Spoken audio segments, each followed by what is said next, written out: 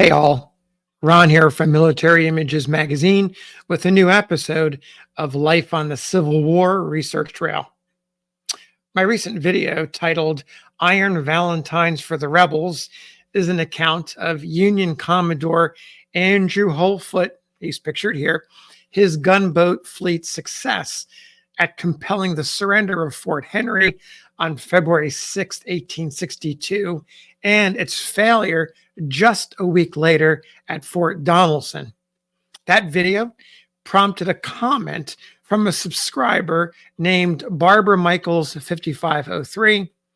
The comment was actually a question, a simple question. Is that Foote, Andrew Foote, related to Shelby Foote? Well, you students of the Civil War and probably many others know Shelby Foote from Ken Burns' acclaimed Civil War series. Well, I wanted to find out. I did a little bit of research and I learned that Andrew Foote is a Connecticut Yankee from a long line that dates back to the early 17th century, back in the colonial days in Connecticut. His family had been there for generations. Shelby Foote, the author who is so well remembered for Ken Burns' series, was born in 1916 and he died in 2005. He was a native of Mississippi. So I checked out Shelby's family tree on Ancestry.com. He's all Southern. The generations that came before him arrived in the colonies and came directly to Virginia from England in the late 17th or early 18th century and gradually moved south and west. No connection to Connecticut. I see no direction between Andrew Foote and Shelby Foote, at least in the colonies and the United States. Their families did come from England. Perhaps there's a connection there.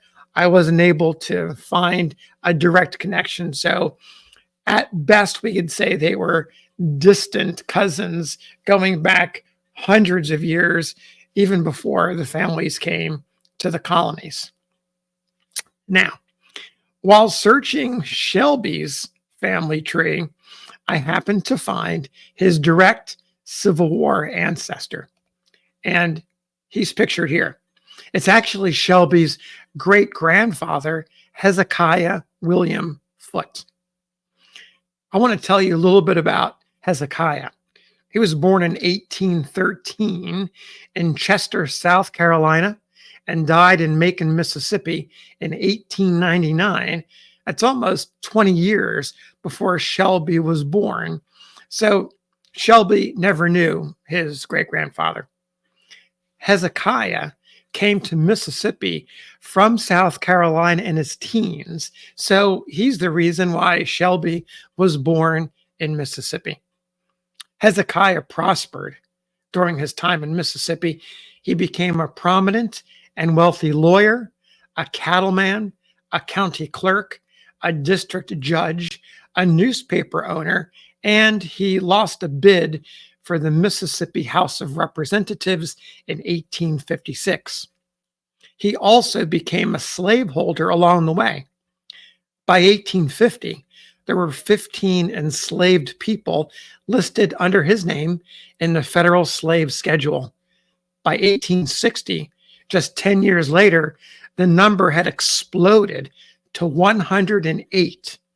The enslaved people ranged in age from a 1-month-old girl to a 65-year-old woman described as a mulatto, which means she was mixed race. The records do not include the names of the individuals, which is common to all of the records from that period. I should say the slave schedules of that period. Now, a few years later, Hezekiah, now in his late 40s, when Abraham Lincoln becomes president and the southern states secede, an interruption of the peaceful transfer of power. In March of 1861, Hezekiah organized a militia company of cavalry named for his home county, the Noxubee Cavalry, or Noxubee. I looked it up and tried to get the pronunciation right, and I'm sure you'll let me know. It was also known as Captain Foote's Mounted Men Mississippi Volunteers. It was sworn in for service as Company G of the 1st Mississippi Cavalry.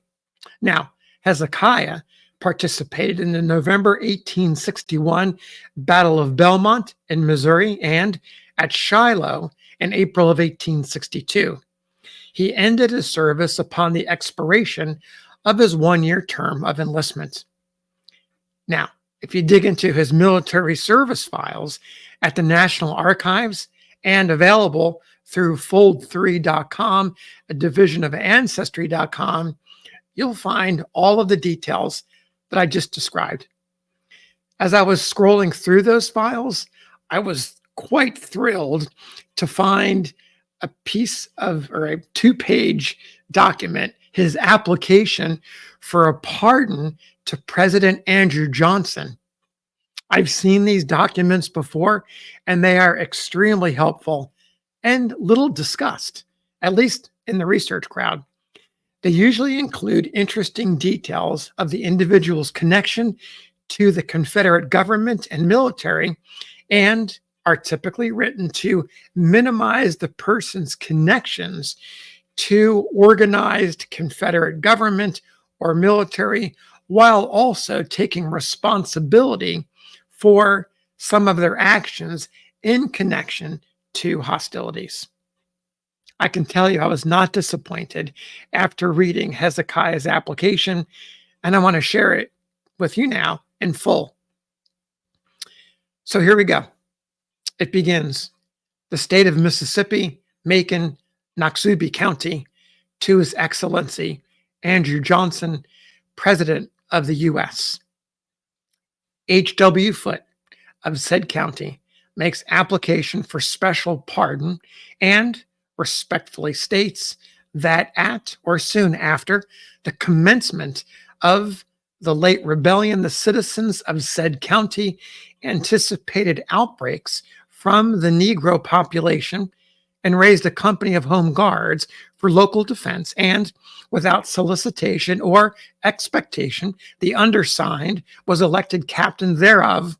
While drilling sometime after such organization, a proposition was made to offer the services of the company to the governor of Mississippi for state defense.